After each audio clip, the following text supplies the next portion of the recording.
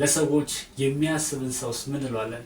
considerate ስለ ሰዎች ያስባል አሳቢ ሰው ነው ስንል he is considerate. He thinks about people.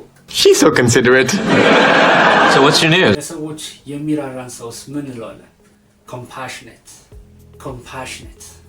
ሰዎችን በችግር ጊዜ ይረዳል ሩሩ ነው ስንል is compassionate. He helps people in need.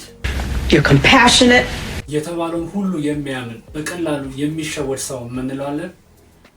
gullible. ሁሉን ነገር ያምናል በቀላሉ የሚሸወድ ሰው ነው ስንል he is gullible. He believes everything. You are so gullible. እምነት የሚጣልበትን ሰውስ ምን እንላለን? reliable. ሳሮን እምነት የሚጣልባት ናት ልታምናት ትችላለህ ስንል Sarah is reliable. You can trust her. He is reliable. ስለዚህ እናንተም እነዚህን ቃላቶች በንግግራችሁ ተጠቀሟቸው። ይመቻችሁ።